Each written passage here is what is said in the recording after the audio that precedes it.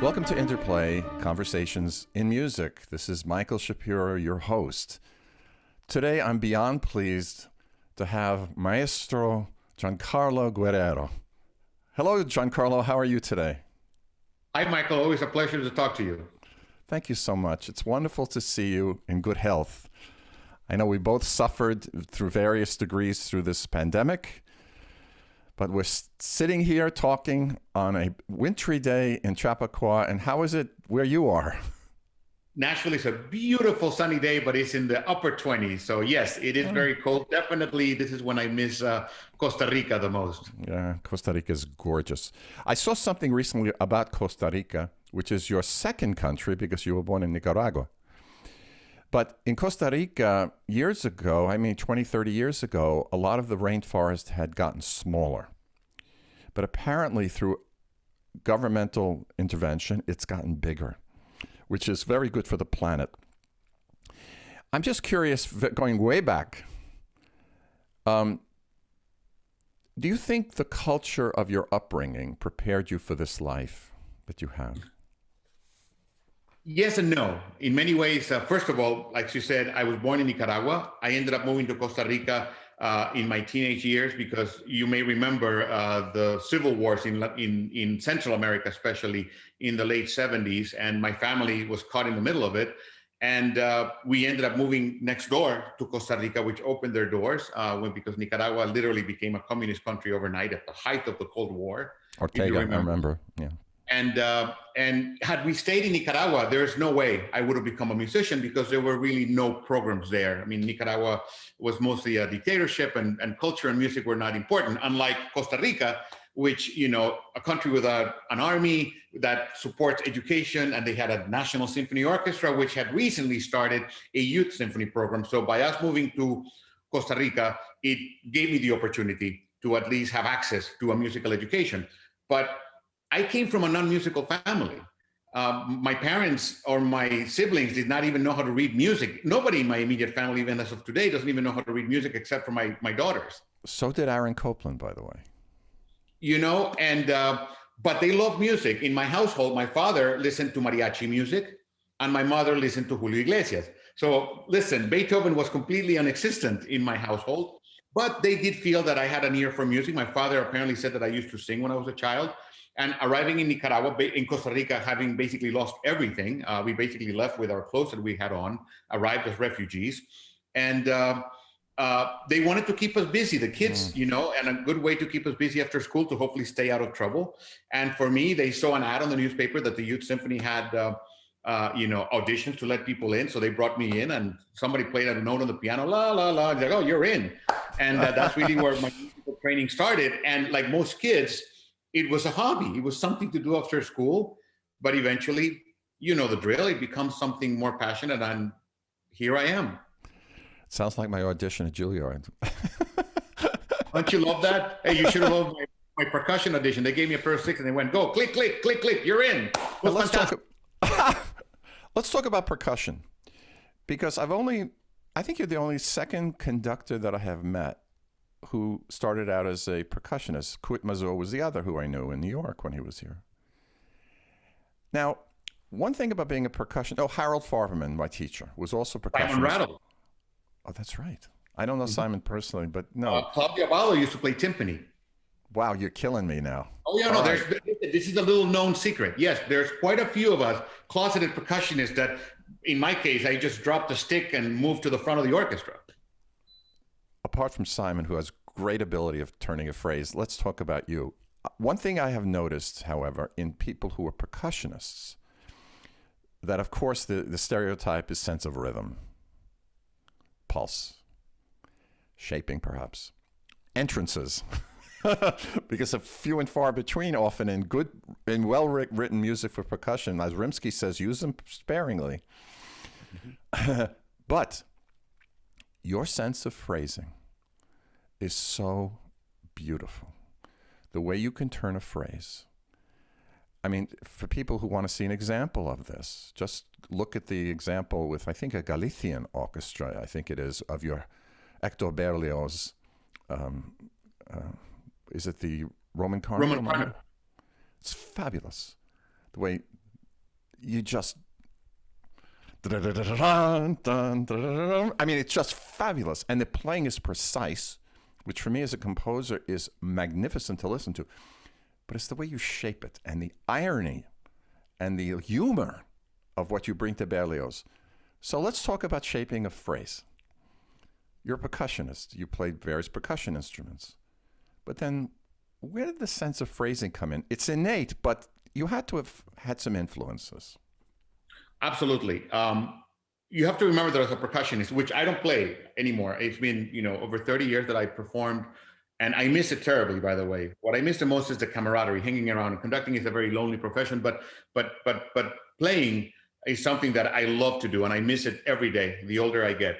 But ever since I was in the youth orchestra, I was very lucky to be surrounded by just really fabulous musicians in all of the instruments. And as I've gotten older, one of the greatest joys is my relationship with some amazing soloist musicians, orchestra musicians from not only Nashville, but all over the world.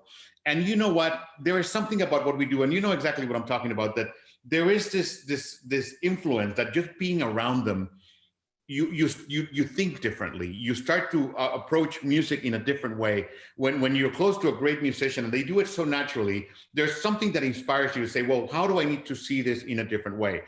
Another thing that was very important to me is that, my God, even to this day, it's always been about the music. I listen to music.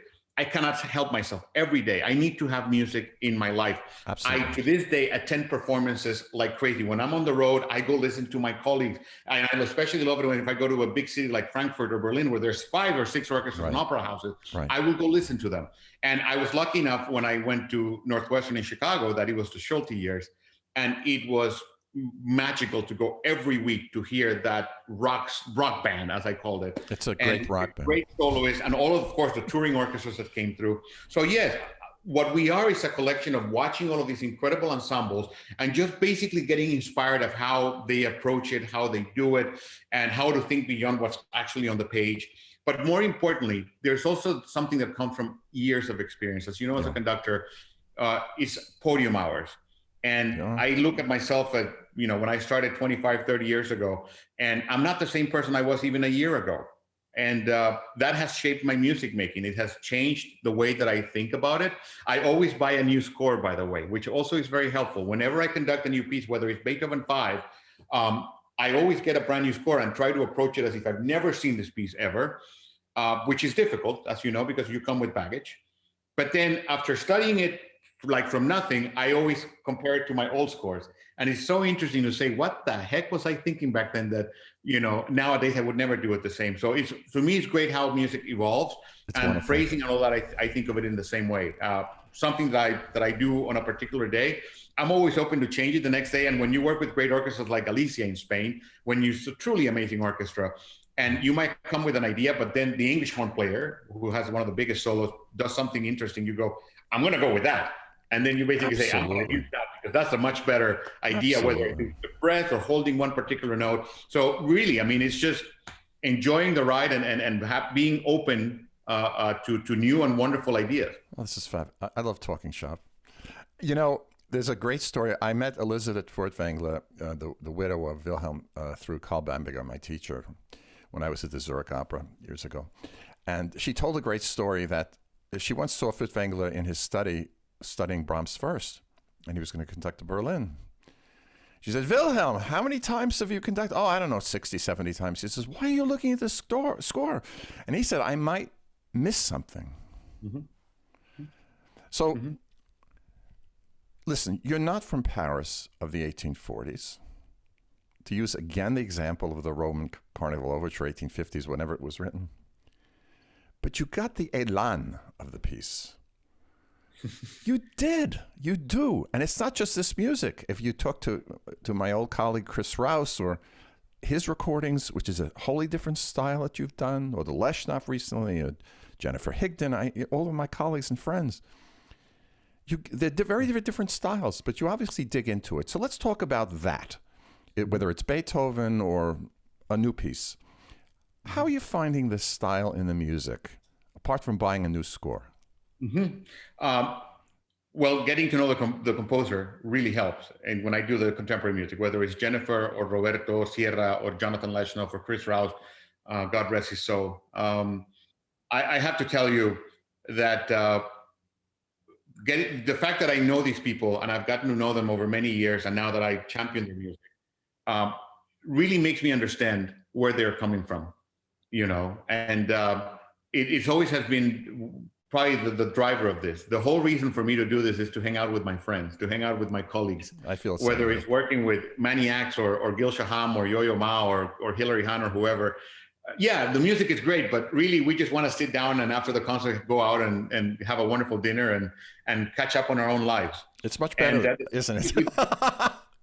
And the same thing is with these composers. Maybe it's also the fact that I'm a very, very, very curious person musically. There's very few composers that I will not do. And it's just basically because their music just doesn't connect with me. It's not that there's something wrong with them. Oh. It's just that over the years, I have come to understand that there is repertoire, and the same way that there is literature and there is art that speaks to me because of my upbringing and because of where I've come from. And there's other stuff that just doesn't do it for me, and there's nothing wrong with it.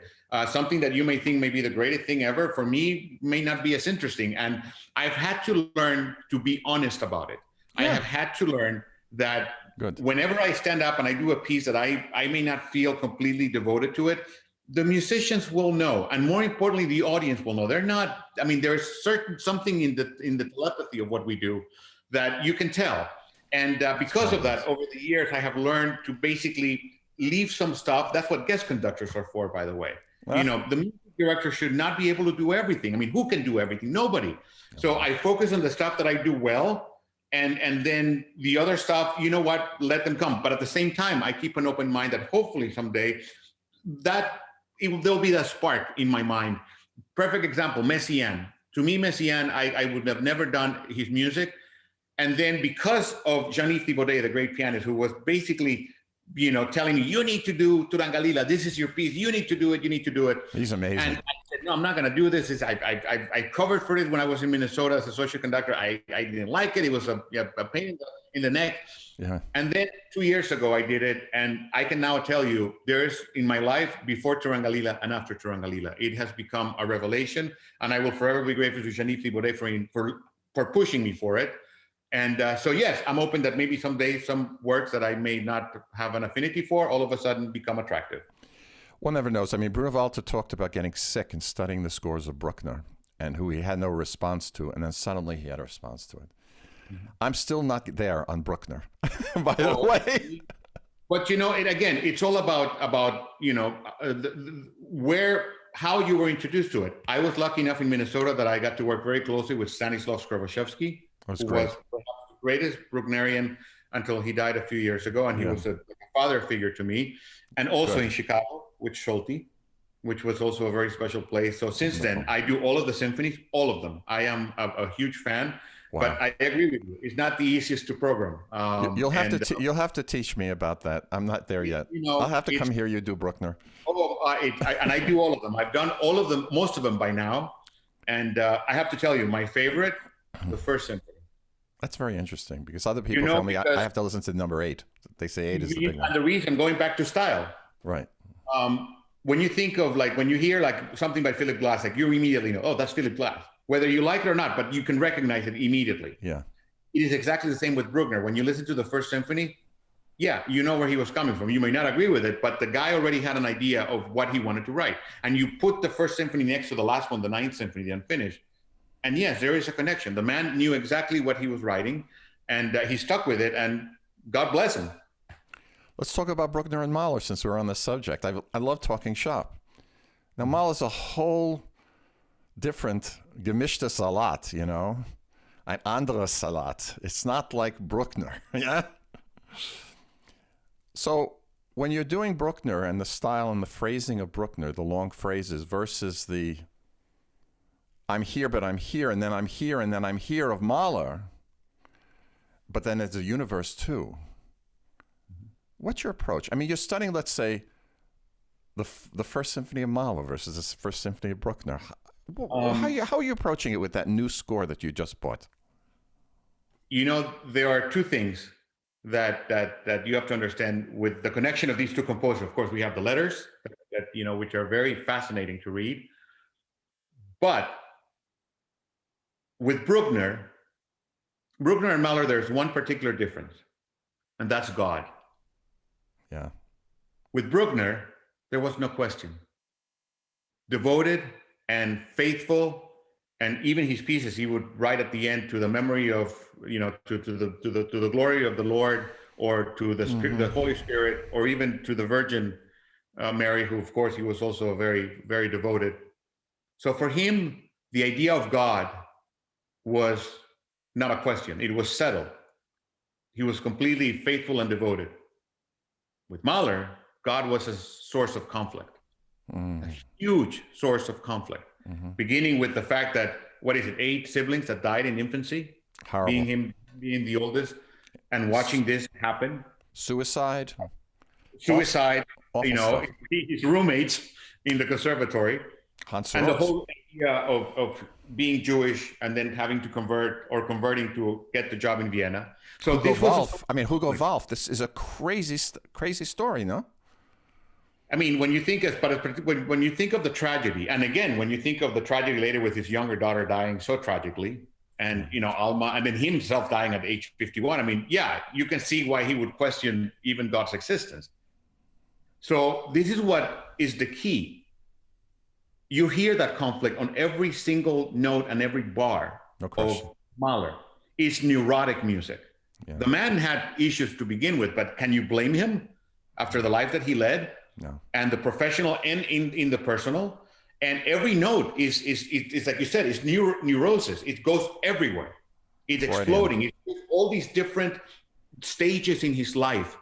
Right. And even when he is the happiest, with the Sixth Symphony, he writes the Tragic Symphony with 3 hammer blows, one of which gets removed because he gets, as he was, very superstitious. But with Bruckner, you hear these long phrases, never-ending cathedrals. It's a cathedral where music. Yeah. There is no doubt. There is no question of where he's going. There is no question where all of this devotion and love will lead him. With Mahler, you feel sorry for the man. And I think Mahler is more accepted in many ways because that's closer to most people. Well, contemporary experience. We all listen. Mahler made tragedy a sport almost. And when you compare it to your own life, you may have your issues, but nothing like that guy had. And I think that's why his music is by far widely popular, because in a very deep way, we can all connect very easily to what he was thinking. And Mahler, to me, you may not agree with this, but Mahler is the most popular composer on the face of the earth for the simple fact that every single one of his works, all 12 of them, that's it, symphonies and a few songs, are in the repertoire. But they are. Beethoven cannot say that. Mozart cannot say that. I don't know about you, but I don't know Mozart's 14th symphony or Haydn's, symphony number 18. I started at the 29th. That's the first one I conducted. So again, think about this. I mean, Mahler's entire work, I see what you're saying. Pieces, 13 very pieces, true. Very true. Are in the repertoire. At some point, all of these are being played all over the world. Very true. So, to me, there's something about that is unique to Gustav Mahler, and I think it's his personal story is incredible. Plus, it's amazing music, and musicians love to play. Well, he knew how to write. Yeah, I will tell you, conducting it, I always say, don't take me wrong, but conducting it is by far the easiest. Yes, playing it is hard, and the whole, structure is difficult. But knowing when to conduct in 4 or in 3, it's all in the score. And he tells you.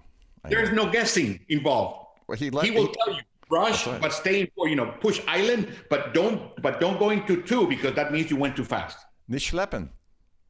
Well, let's face it, his favorite word was nicht. Don't. As a great conductor, you can almost hear it screaming when you see it in this. So, and I hate it when I hear performances that says nicht schleppen. And what do? They schleppen. They drag. And it's not their fault. He wrote that because the music makes you feel like it gets heavier. He said, don't let it become heavy. Yeah. They fall into the trap. He's basically telling you where the minefields are. Avoid it. It's so true. I want to talk about Koussevitzky because I like to go back. you know, when I talk about the present, I like to go back. And when you just mentioned Mahler, this was not the case in the 60s when I was a student, when I was a young student, when Lenny was first doing the symphonies around New York and so forth. Many of them, I was told by Jamie, his daughter, for the first time. She says, I remember when he was doing the Fourth Symphony for the first time with Uri Griest on that recording, okay? In any event, when you look back and you think of things, when the changes in people's interests, you see different times. And Beethoven was the god. All Beethoven symphonies were done over and over again in the 60s. And then this Mahler craze took over to a certain extent. But going further back to the 40s, and the connection that I have through my teacher, Elie Siegmeister, the American composer, with Koussevitzky, he remembers going to the 1945 or 44 performance in Carnegie Hall of the Concerto for Orchestra. And he went backstage because he knew Koussevitzky. And Koussevitzky says, Elie, come over. Let me show you the score. See, it has the changes of meter? Because Koussevitzky loved the fact that he was doing changes of meter, which he was not happy to do, as you know from his Rite of Spring score. So in any event, Koussevitzky was wonderful. My other mentor, David Diamond, spoke about the way he was open to doing American music in America by an American orchestra. And you've done very similar things. For example, you have a program to promote young composers where you bring in and have your orchestra play through their music, you know, without strings, without heavy press, just so they can hear, get the experience of it, which is fabulous. And then your recording projects on Naxos, so all of my colleagues, I mean, it's so many of them are overjoyed by this. And I've spoken to them about your recordings, and they just are so pleased with them. So talk about what you think is the role now of the American orchestra and Giancarlo Guerrero in this wonderful expansion of the repertoire. You mentioned Koussevitzky, and he is my inspiration in many ways. He is my role model. Over the past many years now, I have had a wonderful relationship with the Boston Symphony, and I am so proud to be almost part of their family. I mean, it's a fabulous orchestra, and I've worked with them at Tanglewood and at Symphony Hall. And over the years, it blossomed into something very special that I look forward every time I'm there. But more importantly, because of the history of Koussevitzky. And Serge Koussevitzky is really, in many ways, the guy that pushed the envelope during his lifetime in the early 20th century of championing the composers of his time, not only moving from Russia and then coming to America, but he felt that it was his duty to, like you say, expand the repertoire and promote, young composers. The interesting thing was, though, is that he was probably like the least equipped conductor technically to do it, because as you correctly said, changing meters for him was tricky. And I'm meaning going from 4/4 to 3/4, let alone 7/16 to 3/16. He couldn't do it.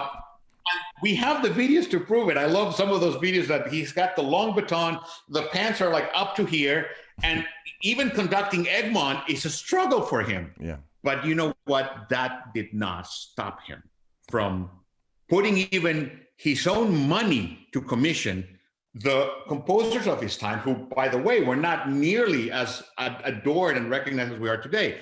And you, like you said, you make a list of the who's who, and it's a Boston Symphony Koussevitzky commission. And beyond Bartók, Prokofiev, Shostakovich, Copland, you name it. Barber, what do they have in common? It was Koussevitzky that championed them. Yeah. And the whole idea was, and this is where my inspiration comes from, is that somebody has to do it. As artists, it is our duty not only to look to the past, but to the present. I would love to say that I invented the wheel. I did not. I'm just doing what my predecessors have done. And not only Koussevitzky, I will have to go back all the way to Beethoven and Mozart and Bach. Because guess what? Those guys had world premieres, and they had champions of their own music. When Mozart died completely penniless, we don't even know where his grave is. It needed people after him to say, we need to play his music, otherwise he's going to disappear. The same thing with Beethoven. And I think of Schumann and Brahms and all the people that came after Wagner said, we need to play his music. Yeah. And music has to evolve. And it's not like you played it once or twice. No, you need to play it regularly and get it into the system. And over time, it becomes what we now know as standard repertoire. So when we look back 50, 60, 80 years from Koussevitzky, we now say, wow, all of that great work that he did, now it is pretty much established in the repertoire. But guess what? If I don't do it during my time in the 21st century, we're gonna run out of it. So in many ways, this is what I see as our biggest mission, which is to expand the repertoire. Yes, look to the past, which is fantastic. But how amazing it is to hear a Beethoven symphony or a Brahms symphony, but being played right after performing a Christopher Rouse piece. You're hearing that Brahms through that prism. So that to me is the joy of this. No, Chris was very much, his life was experienced by his knowledge of people like Beethoven. There's no question. I spoke to Chris about that. No question. And you have to also understand that, as I said before, I mean, the way that Koussevitzky did it, and they say, oh, how do you do this with the audience? Well, you have to make a case for it, and many institutions sometimes make the mistake that they do the new music, but they put it like the 5-minute piece at the beginning, and they don't even mention it anywhere in their marketing. No. So they're shooting themselves in the foot. We don't even believe in it, so why would the audience buy it? That's so right. To me, one thing that we have done in Nashville is like, no, when we promote our concerts, we promote with the same billing, not only the Rachmaninoff guy, but we also promote Jennifer Higdon in the same billing, even more importantly, because she will be there. Right. And I always tell you, and by the way, I always do pre-concert lectures before every concert. Good. I've been doing that now for 12 years in Nashville as music director, and that's a great way to connect. When we have a composer, the composer speaks. And I always use this analogy, and I tell the audience, imagine if you were alive in 1808, I'll give you a date, December 22nd, the premiere of Beethoven 5, 6, the 4th Piano Concerto, the choral, that crazy night. That was a crazy night. Famous. And I said, if you were alive on that date and you were walking down the street in Vienna and you saw some ad that said that some guy named Beethoven was doing this crazy concert, and guess what? He's doing a pre-concert lecture before it. Knowing everything you know now, would you miss that? Of course not. If you were walking in Paris in the 1920s and you saw that some guy named Picasso was giving a talk about his painting, knowing everything that you know now, would you miss that? There you go. So I use the same analogy. In Nashville, you're walking down the street and we have Christopher Rouse or Jennifer Higdon or John Adams. Would you miss that? And you will be able to say, I was part of history, and you can say, I was there. And that's where the audience takes ownership. And that is the most important part. It's not about the orchestra. All I can do is perform it. But it is up to the audience to decide whether this music will remain or whether it will disappear. Because, there has to be a connection, an emotional connection. So that is something that makes me very proud. It's not only the orchestra, it's the audience and the community that feels that they have made an investment and they feel that this belongs to them, and they are immensely proud of that. So that is why this project, I think, has been so successful. I love this. I love it. I love it. I love it. And I will mention one thing to you. We have a jazz term. My father was involved in the world of jazz in the 40s. And he was friendly with Ella Fitzgerald. He went to Chick Webb's concert, performances uptown. And he would always talk about being sent, S-E-N-T, which is an old jazz term of the emotion responding to it. One thing that we're seeing, especially in theater and in the band world, and now the orchestras are catching on, that if they do what you're saying they should do with new music, people want to go hear it. And younger people want to go hear it. Mm-hmm. It's certainly in my experience. Mm-hmm. To end this wonderful discussion, which I don't want to end because it's just so great, the pandemic obviously has slowed everything down. A lot of us have suffered terribly. I have friends in the orchestras who are not working, and they're furloughed, they're fired, they've gone to do other things. Where do you want this to go now that we've learned this? Now that we've learned what has happened, where do you want it to go? Mm-hmm. There has to be a sense of deeper appreciation and really understand how privileged we are to have this in our lives, whether we're performers or whether we are audience member. To me, I think these little things that we used to kind of almost take for granted, for me at least, has been a personal journey of appreciation and joy to think of, just missing my daily life, missing the music making, I actually just sent a message to my colleagues in the Nashville Symphony, basically telling them that, I miss them. That's the most difficult thing, the personal part of it. Yeah. But to me, I hope that at the end of this, there will be a sense of all of us kind of coming together and understanding that first we are there for the service of the music. Yeah. And then we're there for the service of our communities, the symphony orchestras. And what works in Nashville doesn't work in New York. And what works in Paris doesn't work in Amsterdam. It's not supposed to be. Different. That's why we have to almost tailor-make, our what we do. But the conversation started even before the pandemic, the whole conversation about inclusivity. And I think now it's even more importantly after this, because we need to expand the table, that we have to put more seats at the table. If we just keep inviting the same people over and over, eventually people stop paying attention, in my opinion. So I do believe that along with that understanding of how privileged we are, we need to also make sure that other people have access to it. As I said, I come from Costa Rica, Nicaragua, which you would never think are the great meccas of classical music. But I ended up here because somebody exposed me to it. And that is our responsibility. We need to make sure that we expand not only the repertoire to it beyond the usual suspects, but make the audience understand that there is a reasoning behind it, that people can feel that this also belongs to them. And in many ways we haven't done as good a job. But I think all of these things will come together in a way that I know we're going to come out stronger. I am absolutely certain of that. And hopefully sooner than later. But there's no question that this has been devastating in every sense of the word, beyond the economical, which is scary to begin with, but professionally, not to be able to perform and as I said, spend time with my colleagues.